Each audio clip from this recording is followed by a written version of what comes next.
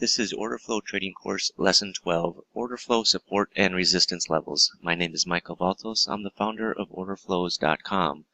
Before we get started, I need to read through a brief disclaimer. This presentation is for educational and informational purposes only and should not be considered a solicitation to buy or sell a futures contract or make any other type of investment decision. Futures trading contains substantial risk and is not for every investor. An investor could potentially lose all or more than the initial investment. Risk capital is money that can be lost without jeopardizing one's financial security or lifestyle. Only risk capital should be used for trading, and only those with sufficient risk capital should consider trading. Past performance is not necessarily indicative of future results.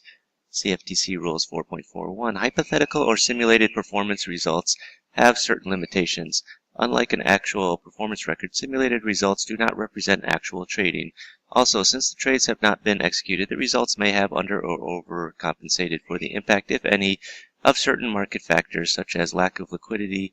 Simulated trading programs in general are also subject to the fact that they are designed with the benefit of hindsight. No representation is being made that any account will or is likely to achieve profit or losses similar to those shown.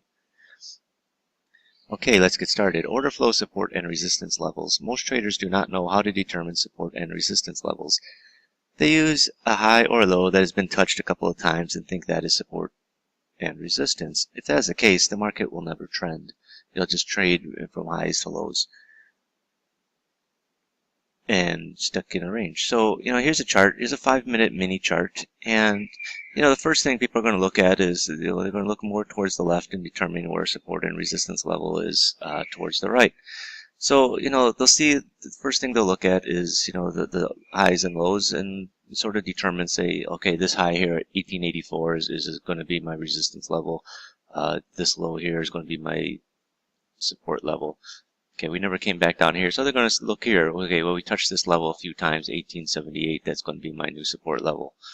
They'll still take this as the resistance level up here, and then when we start coming up here, spending some time here, they'll think, oh, you see, this is resistance. Well, we just spiked up there. Is that really a level or not? It's people, they just sort of eyeball it, and they think they know what they think they have solid support and resistance levels. But if we traded 2 lots up here, is that really going to be resistance if we come back up to it? We spike up here, is this going to be resistance again? You need something more than, just printing a high or a low. So when properly understood, order flow will show you market-generated support and resistance levels. These levels are important during the trading day, especially when the market circles back to those levels. Knowing where buyers are supporting the market, knowing where sellers have supply to sell. Key areas where the market can turn when the area is retested. Not always areas where market is out of balance. It could be an area where market is in balance. Oftentimes it is an area where the market can't move prices past. If the market can't move the price past a certain level, if the market can't move the price above 1940, that's going to be your resistance level. Support and resistance helps guide you in your entries and exits. Support levels can be interpreted as levels where there is strong demand dominated by buyers, and resistance levels can be interpreted as levels where there's strong supply dominated by sellers. Now let's take a look at a quick example here. Now, so the market was in a little bit of a downtrend here, coming down, going down into the low at 1045. Then all of a sudden you see a shift. You can see it in the deltas, negative deltas all the way down. Then you get a positive delta. You get a stacked buying imbalance. So there's aggressive buyers here. The market works its way up, starts to come back down into this area where the aggressive buyers were, and now it's acting. This area, this zone of aggressive buyers, is acting as your support level. It's supporting the market. Every time it sort of comes back down to this level, the second time it bounces off of it and goes higher. This is information that's generated from the market. If you're just using, eyeballing and saying, oh, this low here is the low that's going to be my support level, well, if you're waiting for the market to come back to it, it never came back to it. Whereas if you have a market-generated level, right here at 3046, the market came back down to it. It's more accurate than necessarily just eyeballing certain levels on a chart. So support and resistance levels can change. They can and do change. They are levels where buyers and sellers lurk in the shadows. They're not always going to appear there. The market has to start trading to lure people out. Like, people say the, price is an advertising mechanism. So once price starts trading at a certain level, people come out to defend that area or not defend that area. So when a market is trending and gets to a support or resistance level, it'll work its way to the next support resistance level. Now, there are two schools of thought in regards to support levels. Areas where buyers step in and become aggressive, or an area where buyers are already waiting and absorb all the selling. Both are correct. There's no one exact way of picking a support and resistance levels. There's a lot of different factors that go into support and resistance levels. And as far as resistance levels goes, it's an area where sellers step in and become aggressive, or an area where sellers are already waiting and absorb all the buying. Again, both are correct. These are areas where people are, they have supply to sell, and they're going to cap any market that's rallying with their supply. So here's an example of of the first case where support levels where buyers step in, become aggressive. And, I said we're hanging around here near our low, and you're seeing aggressive buying. Market comes back in. You see more aggressive buying, more aggressive buying. This is your market-generated support level. I mean, it's easy when you have software that will draw zones out based on what's happening in the order flow. So, like in this case, you're seeing the stacked imbalances is causing the support. Now, a key thing to remember, it's called support and resistance level, not support and resistance price. So the market can break through an upside level by a few ticks and then sell off. Or conversely, the market can break through a downside level by a few ticks and rally. Think of it more as a zone as opposed to an exact level. Looking back on the chart, don't think of it as, well, in this case, stacked imbalance. So you're going to have a few price levels. But, there's times where the market can break through by a couple ticks and then rally. It's not just going to be one exact price. Market rarely comes back exactly to a price and then turns. More often it sort of comes back to that area and then turns.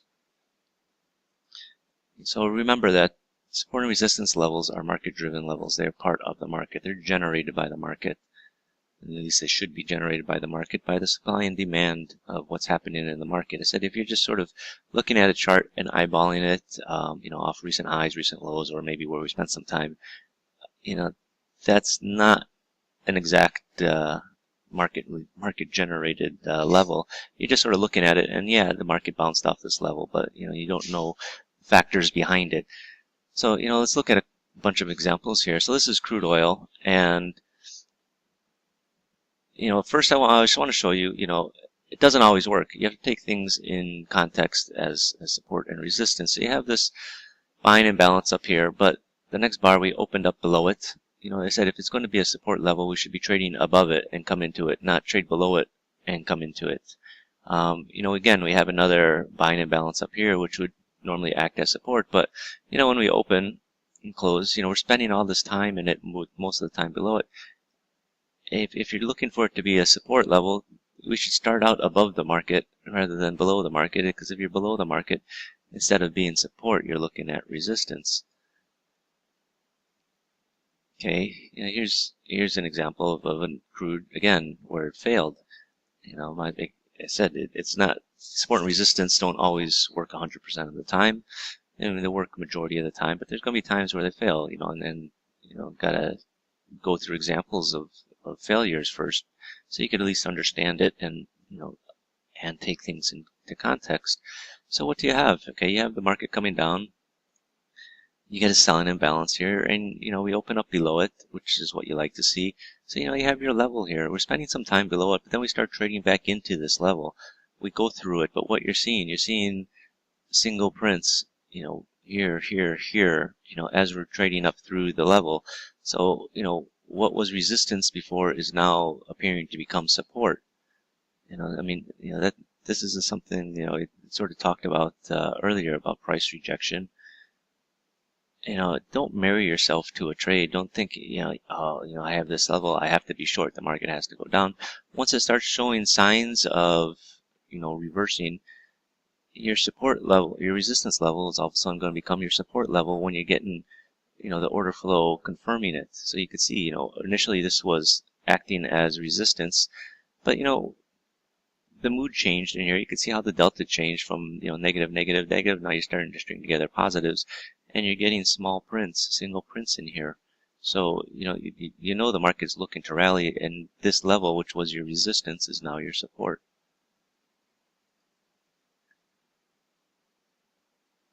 Again, this is crude. Crude's a very volatile market, but, it provides a lot of trading opportunities. And, we're sort of going sideways, and then all of a sudden you get the selling imbalance right here, sort of at the edge of the sideways move, and you're thinking, hey, we're going to start to break out. But what happens is we're still inside, we open the next bar inside the zone. If it's going to be a resistance level, we should be trading below it. If we're trading inside of it or above it, it's not a resistance level anymore. You have to take things into context. If anything, once you start spending time above it and you're getting, indications that, the market's going higher, it's no longer resistance, it's more of support.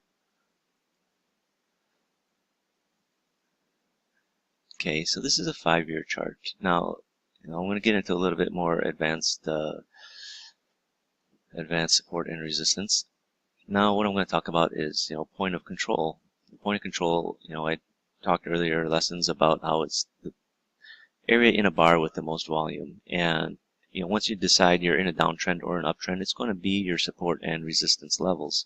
So if you're in a downtrend, your point of control is going to be your resistance. And if you're in an uptrend, it's going to be your support. So what do you have here? You're working your way down. Point of control is right here. We traded back up towards it, came off. Point of control right here, traded up to it, came off. Now here's where you have the change. I think it's fairly obvious. You can sort of see it with the price rejections here, the small prints.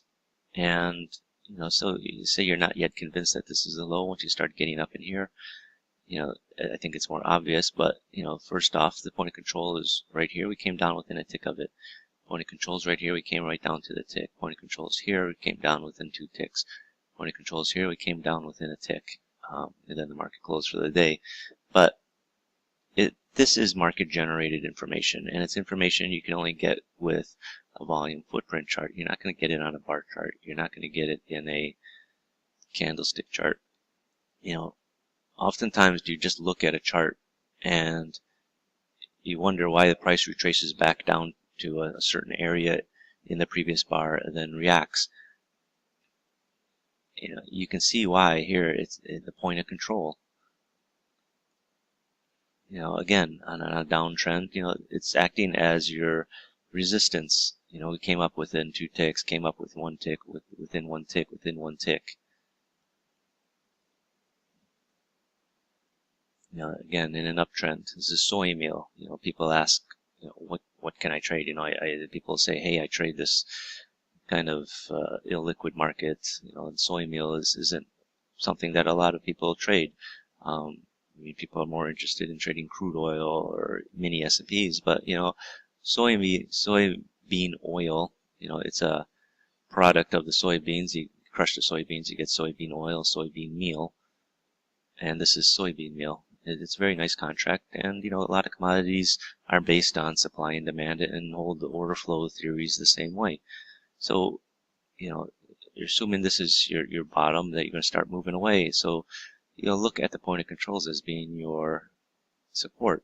So you got point of control here, came down within 2 ticks, came down again within 2 ticks, within 2 ticks, within 1 tick, within 2 ticks, as the market's moving away. Again, soy meal, same thing. If you're taking this as the beginning of your downtrend, right, you have your divergence, you got your point of control right here, you have your ratio. So, if you're not yet convinced that the move is happening here, you're convinced here. So, the point of control is right here. You got 2 side by side. Yeah, you break through it by a couple ticks. That's fine. It's not exact level sometimes. Sometimes it does overshoot it. Now here's your new level. Came up within 3 ticks. Here's your new level. Came up within a tick. Here it came within 1 tick. Then you see it shift again here. You got the side-by-sides, and now this is becoming your support level. We sort of trade around this PLC here before going up. Okay, this is a bond chart. Again, same thing. This is, it's market-generated information. You're having your uptrend, and you're coming down exactly to the point of control here. Point of control 1 tick. Point of control a couple of ticks.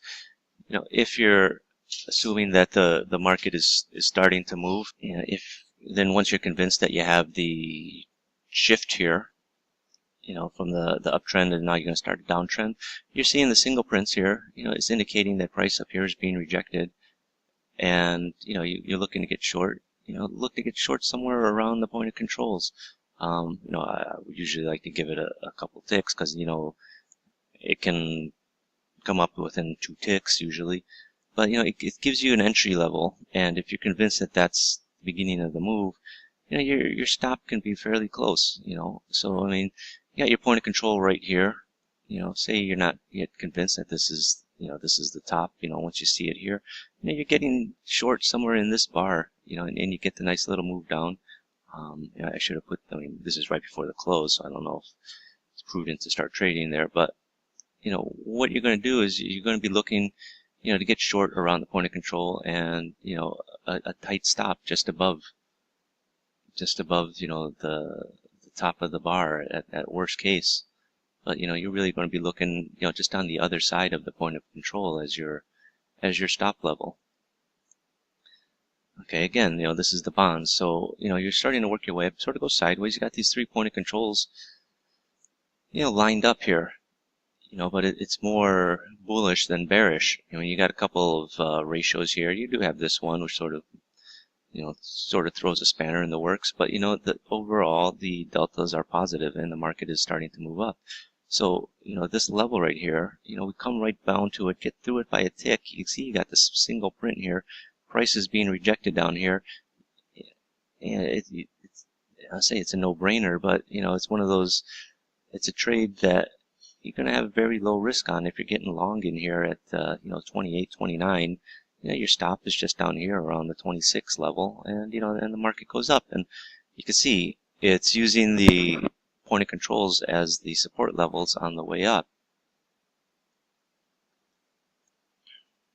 Okay, back to crude. Crude is kind of a beast sometimes to trade. Let's talk about this real quick. We're sideways here. I'm more inclined to look to get short. We did come up, get stopped out. If you're looking to get short here, usually I put my stop up, just above, a few ticks above the point of control, or even at the high of one of the bars. And again, it looks toppy, but what do you have? You got these point of controls here. If anything, this is a sideways market. It's hard really to, I said, if anything, I'm more inclined to get short. But then, I noticed that what's happening is we're starting to, make higher lows on the way up, and it's acting as, and each time as we're making that higher low, it's acting as a support level.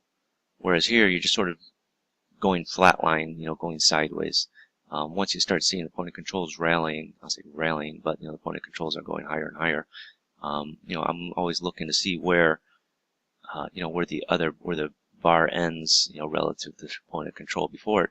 And when we're getting in here, I can see, hey, we're starting to reject these prices. I got a single print here, with the ratio. Fairly confident in looking to take a long if we're starting to break out of this area up here. What I was looking for before is this being resistance is now going to be my support. And you can see we just jump right through it here with very thin volume. So what was resistance before is now becoming support. And you can see we're forming the new point of controls well above this earlier level of resistance. Okay, so this is the crude again. Look here, right in the middle. You have, this sort of, it's, point of controls are a little bit higher each level. We're starting to come down here. You get that single print. So, it's telling you this area, when you're first looking at it, you're thinking, well, maybe this is support, but then you're seeing these red candles and you see this single print here, so you're thinking if we can stay below it, then we've got more of a capacity to move lower, and then you get this single print, or sorry, this ratio here, and we staying below this, this sort of what you want to call it, this sort of area here while the point of controls are lined up. We came back up to test it here, and we couldn't, got within a few ticks of it and then sold off. Okay, so this is the E-minis. And what you have here is, okay, you got the rally up here, but then you got right up at the top, you got the point of control, you've got the heavy volume. Heavy volume can act as resistance. If you're looking at a bar chart, you're not necessarily going to know that there's heavy volume up here. When you're looking at a volume footprint chart, you can see that and be fairly confident that the market is going to sell off, especially after you follow up with a single print here. Again, E-minis. And what do you have? You've got, you got point of control side by side, side by side. Really what you're starting to look for is you want to look for when the market is going to start moving away. Even though it's side by side, it still has negative deltas. You want to see the positive deltas start to build up. Like I said, if you're going to start to move away from a low, you're going to need to have positive deltas confirm it. And you're seeing here, you got the positive delta here, here, here. So, once you're starting in this bar, and you get through these areas here, you're going to be looking at, this area here where you want to be, if you're not already long, you should be considering getting long. And, you can tell by the point of controls, we're coming down to the levels acting as support already on your move up. So, the latest to be in the move is sort of, in here or in here, and you can get a few points out of it. Okay, again, this is the E-mini chart, and we have a heavy volume up here. The first time we came up to the high, you have a divergence. You got through the high, but then there's heavy volume stopping it. This is going to be your area of resistance. You got the point of control in this first bar where you have the divergence. When you took out the high, you got the point of control right at the next level, next price level, and you have this heavy volume up here. So you could be, like I say, support and resistance, it's an area, it's a price area, not necessarily one particular price. You can, if you want to, you can go down and try and finesse it to an exact price level, but, most often or not, it's going to be an area, a price area, not necessarily an individual price level. And, and what happens? We just start selling off, like I said, using this area here as your resistance level. The market never came back up. We tried. You see, there's no follow through, and all you're seeing now is more selling. You're seeing selling imbalances. Here you got a couple, 3 buying imbalances, but we can't get past, it comes right back up to this point of control, this single print here, and then it just continues lower. Like I said, think of support and resistance sometimes as levels, not individual prices. I think people sort of get sidetracked and think of it as an individual price, and if it violates it, it fails. Not necessarily. You have to think of it as a price, a price area.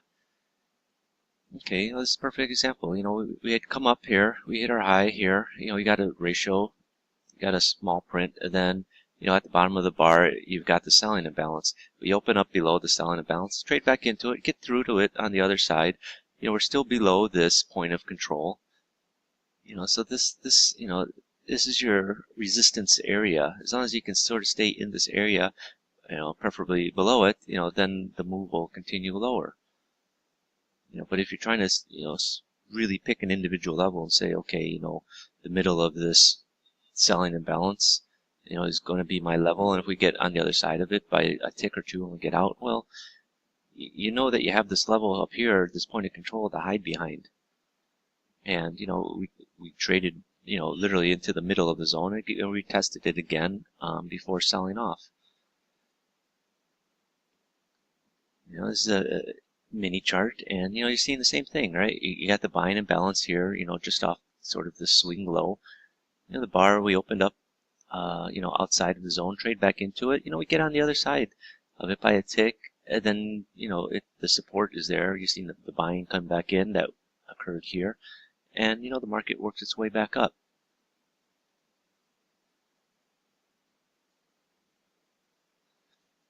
Okay, this is the E-mini. This one's a little bit more trickier, but just at a glance, what are you seeing? What stands out? Look at it from this bar to the left. The result is on the right side of the chart. But when you have these point of controls at the same level, you have a ratio up here. Again, the point of control is you came back up towards the ratio, and you couldn't get up to that level or get past it, and then the market sells off. But your first starting point as the resistance level is where all these point of controls are. Your second part is up here at the top where you have the ratio. So anywhere between this high and these point of controls is going to be your your area of resistance. I said it's a resistance area. People get blinded and think it's going to be a single price. Like you think, oh, this is your resistance, and we're on the other side of it by a few ticks. That it's not going to hold. Well, I think it's poor thinking, poor analysis in that respect. I said it's an area, and we came back into the area, and we rejected the prices up here, and we sold off. Again, it's you got the selling imbalance. We spend a lot of time below it. We do come back up into it. We trade just on the other side of the point of control, and continue lower. Now, for me, I prefer to use this selling imbalance, have this zone drawn out. I draw it out 5 spaces. I'm not looking for it to hold, the rest of the day. I'm just using it as a immediate support or resistance level, depending on what type of stacked imbalance you have it. But if after five bars, I really feel it loses its effectiveness. In this case, it did come back, in the 8th bar and tested it and held again. But for the most part, I'm really looking for it to hold over the next 5 bars. For me, I like the move to happen fairly quick rather than, wait out 5, 6, 7, 8, 9, 10 bars. But you see, the same analysis, this is your initial zone, then you'll be looking at the point of control, in worst case up here. So, this bar is going to be your resistance. We came back up into the resistance and got back through it a little bit and then sold off. Once you start trading on the other side of this zone, okay, you could start to, I say worry, but you start to really pay attention and see how price is acting as you get to the point of control or up near the high. Again, this is the point of controls all sort of lined up here, and you got the 2 right off the bat side by side, and then you get this third one here. Just it's 1 bar removed, but what's important is the market tried to rally back up above this point of control, where the 2 bars are, but we couldn't get up to the high, and then we continue lower. So it's telling you that this area in here is going to be your resistance. As long as you can stay below it, then look for that sell-off in the short term.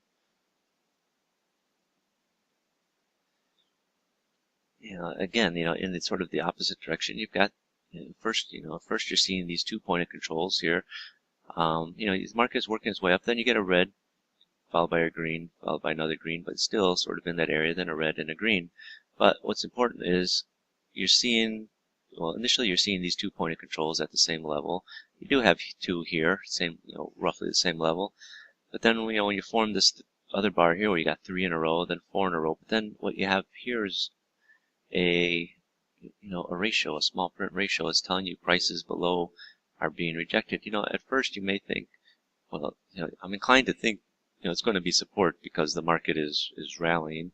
But, honestly, when you're going sideways, you don't know for sure if it's going to be support or resistance. The market, worked its way up. You like to think it's going to be, pausing and then be a support level, but you don't know. It could very well, turn into a resistance level if the market starts to sell off. You do have a couple of red bars here.